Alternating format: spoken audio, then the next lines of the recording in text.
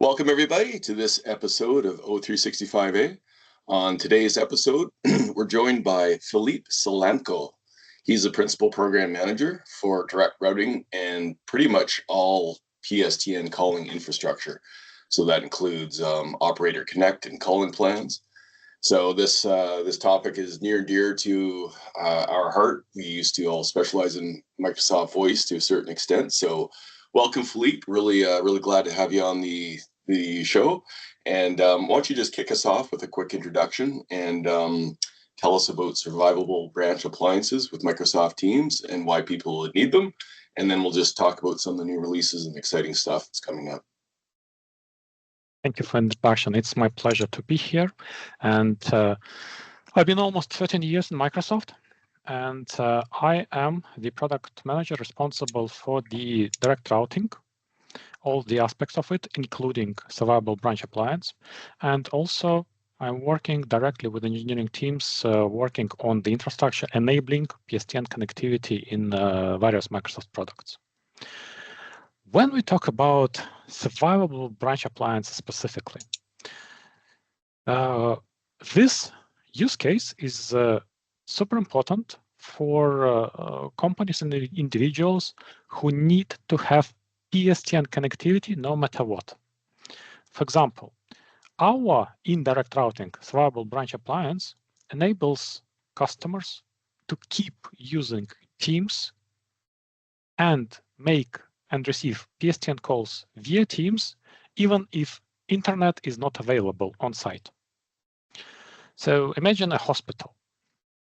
They have phone line, they have local intranet, employees use Teams, and maybe there is a flood or some other natural disaster, and the internet service provider is not able to maintain the connectivity.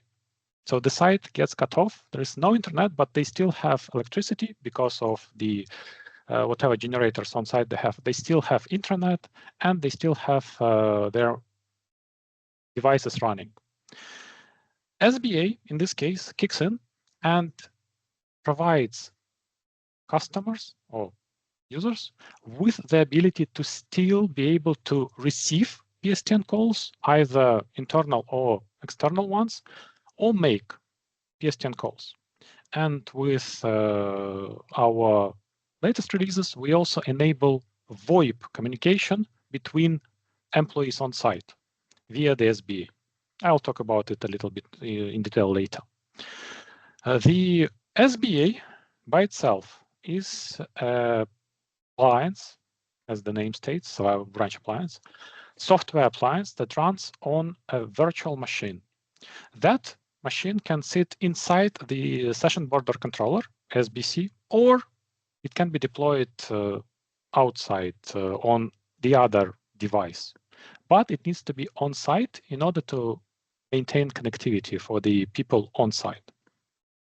We, Microsoft, distribute SBAs via our partners, via SBC vendors. We have agreements with them, and Microsoft provides SBA MSI installation package and all the functionality that needs to be inside Teams client, so the UI part.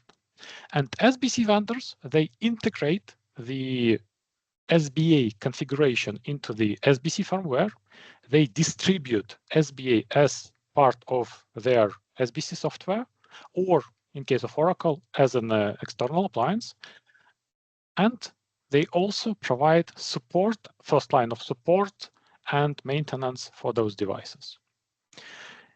To have this ability on site, the SBC also needs to be on site.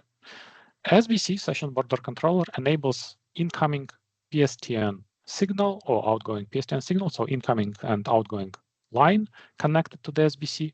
And SBA, on the other hand, enables all the microservices that are needed for Teams client to run and maintain operations without connecting to the cloud, but only for PSTN calls.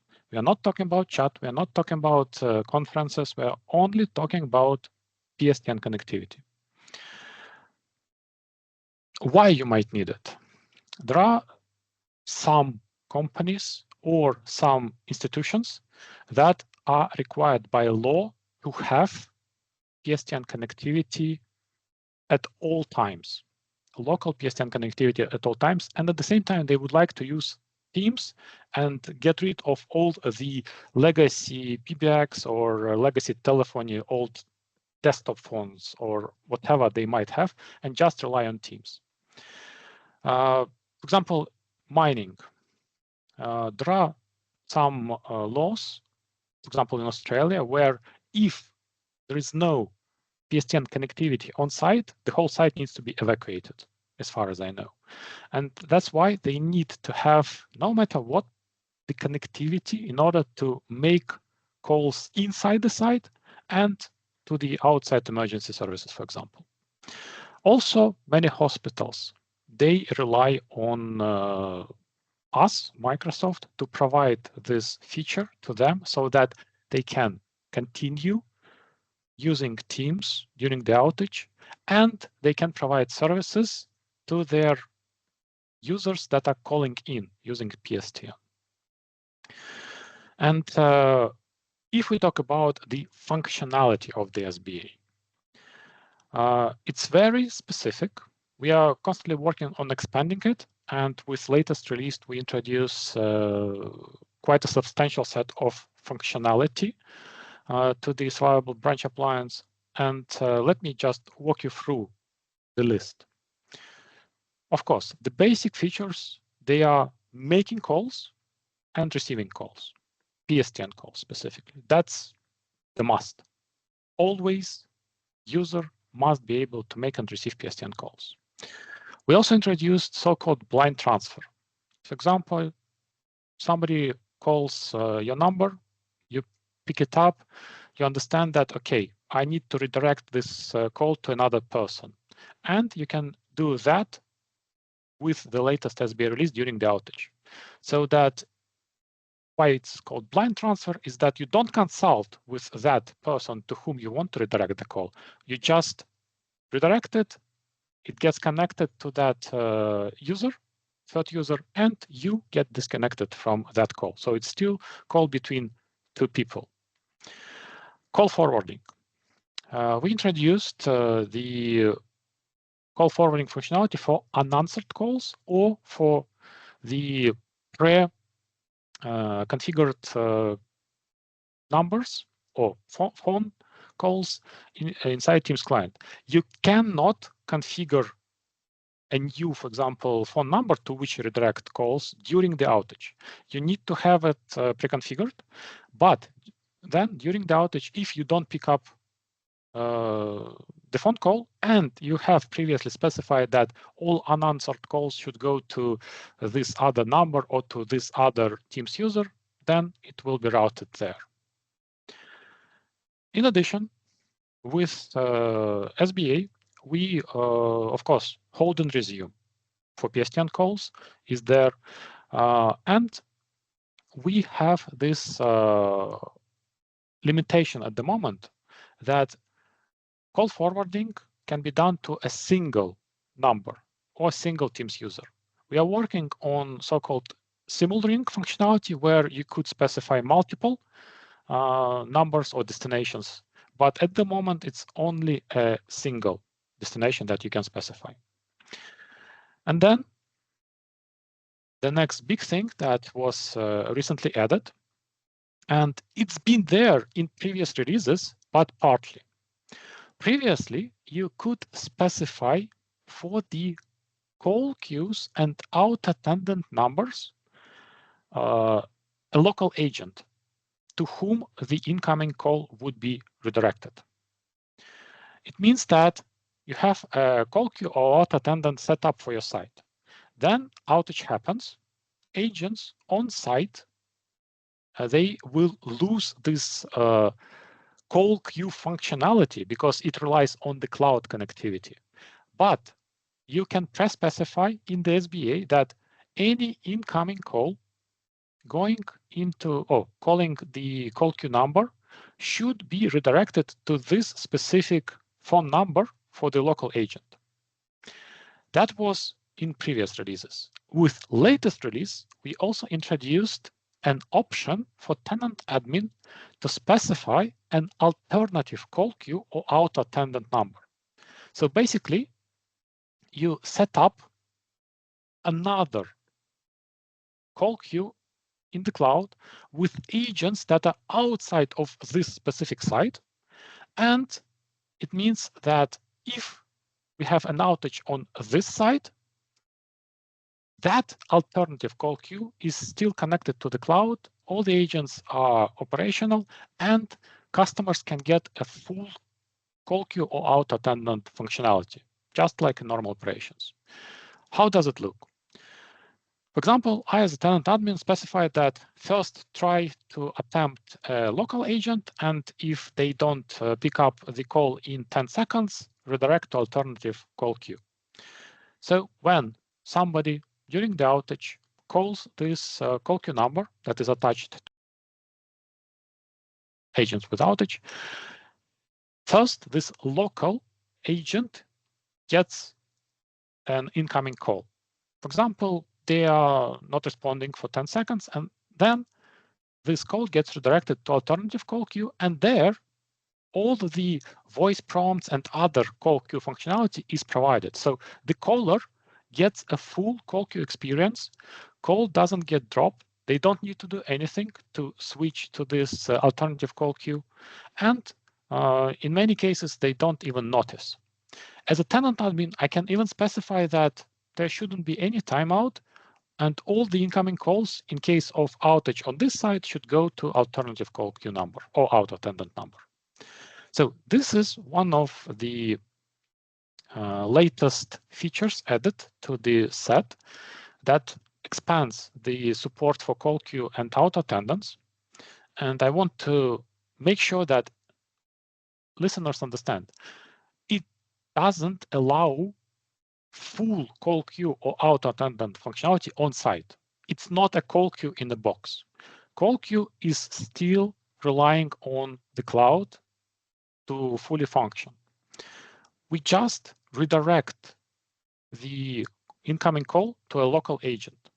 In the future, within next few months, we will expand this to a set of agents that tenant admin can specify a list of local agents, their numbers or Teams user IDs, to which the call will go, and whoever picks up first will continue the call, and other agents will not have to react to this call. So simultaneous ringing, simul ring functionality will be introduced soon. And in case if tenant admin specified an alternative call queue number, then that's a normal call queue functionality there in the cloud with all the bells and whistles fully operational. And two things I also would like to stress, they have been there in previous versions, but sometimes we get questions about the functionality. I've already mentioned it. VoIP calls between local users. You can, when you actually register users on the SBA, then as a user during the outage, if you would call another user on site that is also registered on this local SBA, the call will not go to SBC. It will go through SBA, and it will be a VoIP call. So it will not count as a concurrent call on the SBC. It will not count as an SBC call. It's pure VoIP call via the SBA between two Teams clients. So peer-to-peer communication on site.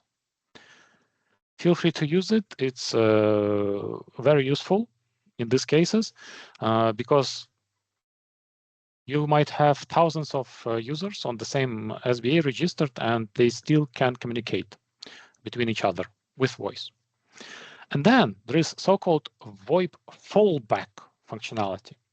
VoIP fallback means that when I, as a Teams user, I click on an icon, call this person.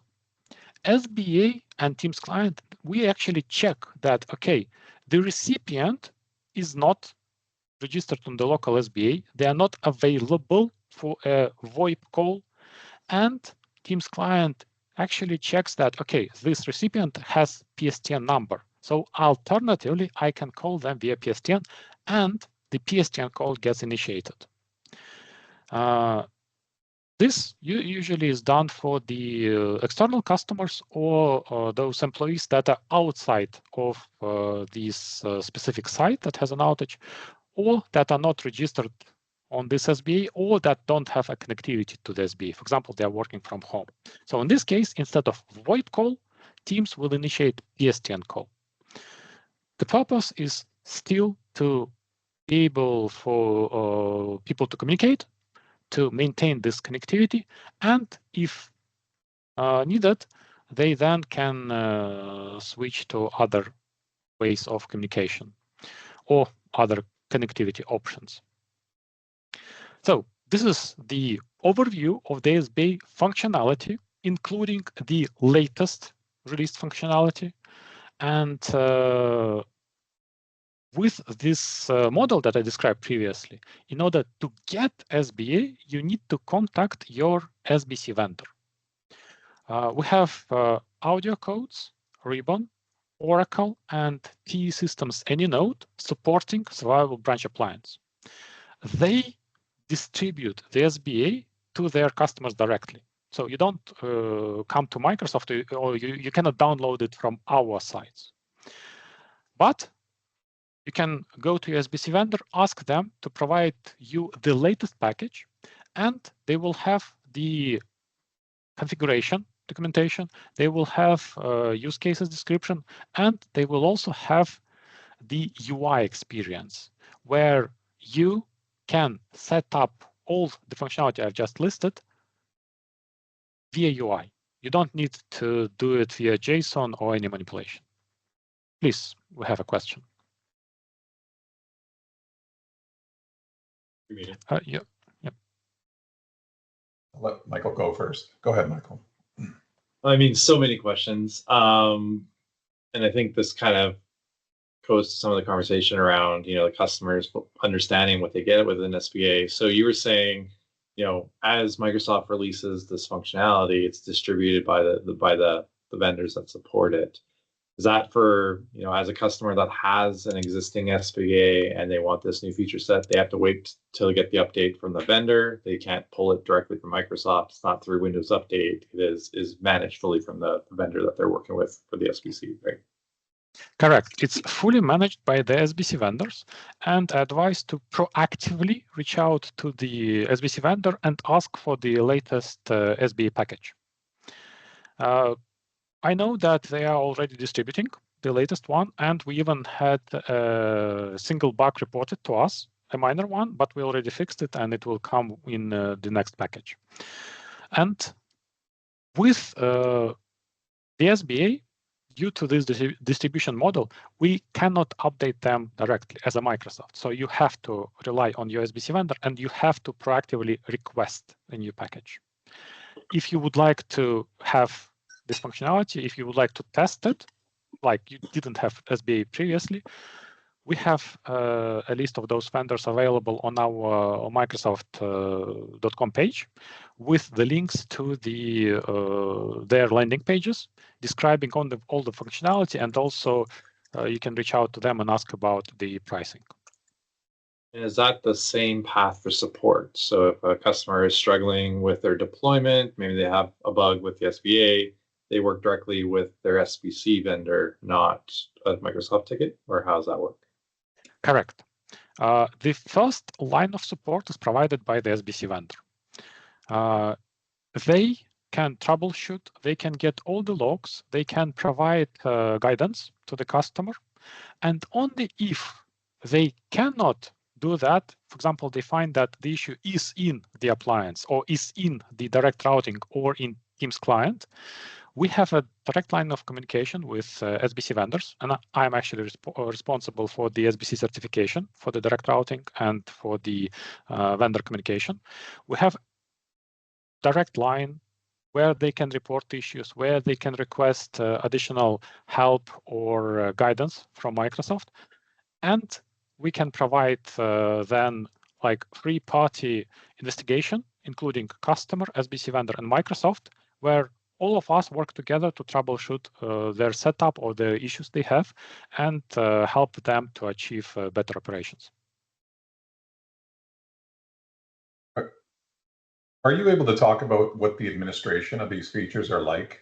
I'm assuming they're all going to be different because it's the vendors created them. But for example, if I need to set up an alternate number for, I'm terminating 5 auto attendants on a local SBC, the cloud is, the internet's down.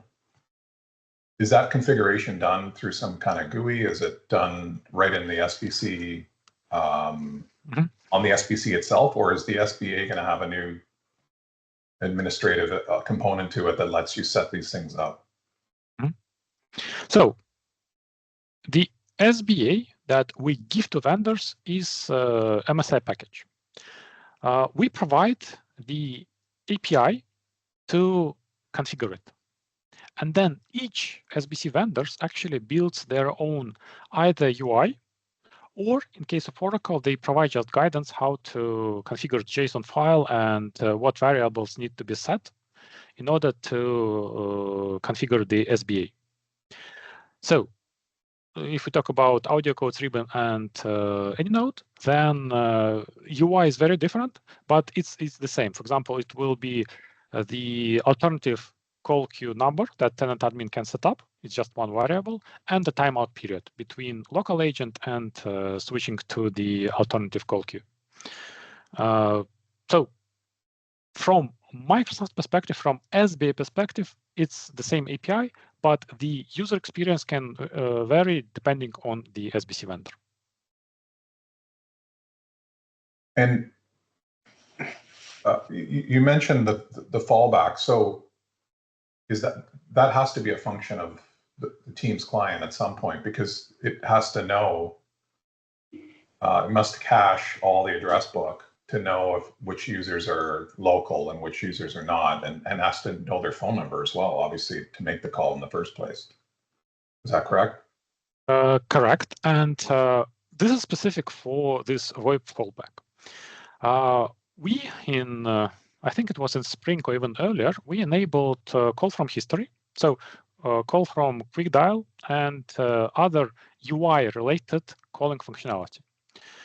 First of all, you can always open dial pad and dial any number you like, and call will be initiated. That's always there. You just need to know the number, whom you're calling. In call history, those people with whom you communicated previously, they are stored in the Teams client, their data, their phone numbers, and you can just click on the icon for the call, choose call this number, call phone, and the call will be initiated. Quick dial, the same.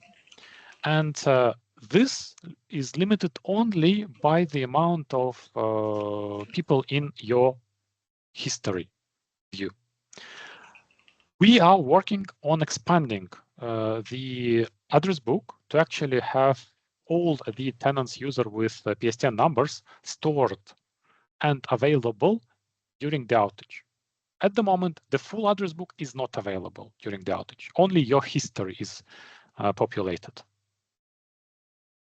But we are working on improving that situation.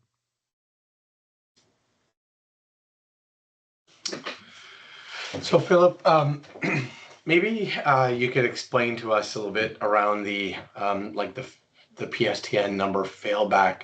So is that based on the Entra ID work number? And then if it is, will it try like a mobile number or another Teams line if that isn't available? So yes, you're correct. It's based on that, and we actually go through the list of phone numbers associated with the user in the priority order. And if we pick the first available number, PSTN number specifically, and it is responding, then everything is fine. We don't automatically choose, for example, mobile number, and you cannot set up that call only mobiles or only Teams numbers of the user. But actually, it's a good idea that we might think about enabling this configuration for the user or tenant admin. So the priority order of the attached numbers to the recipients. Right, So, yeah, it's a good idea. I'll capture it. Whatever the numbers. Yeah, Okay. exactly. I'll capture that. It's a good point.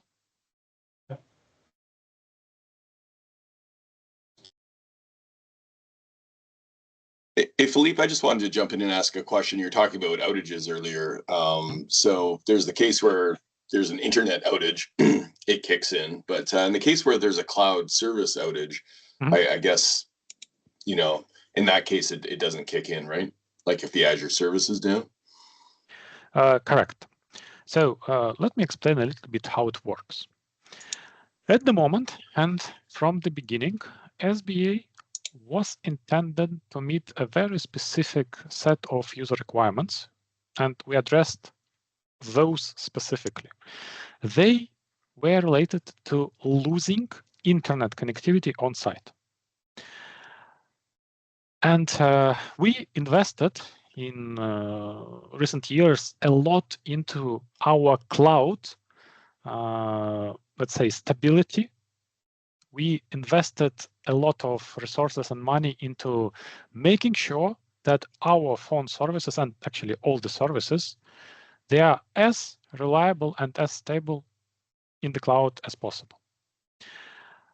But of course, things happen, and we are aware of those, and we've been asked previously by the customers also to look at few things.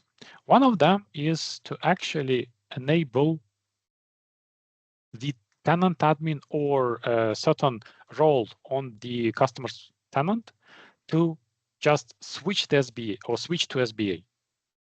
They think that Azure has issue and they still need PSTN connectivity, so they would like a switch somewhere on TAC, for example, where for all our users in this location, we enable SBA for PSTN call specifically. So it's in my backlog, I have it, and it's quite a high priority item. And the other thing that we ourselves thought about is actually, yes, detecting not just internet outage, but also detecting phone system outage. By phone system, I mean our team's infrastructure or microservices that are responsible for PSTN connectivity, that if any critical service is down or not responding, then we should proactively switch to an alternative solution that would still maintain PSTN connectivity. And that's one of the next big things we will be working on after the release of the feature that actually we'll be talking next about. And we are aware of the situation and we are investing into improving it. But for now, it's only local internet outage that is supported by the SBA. Got it.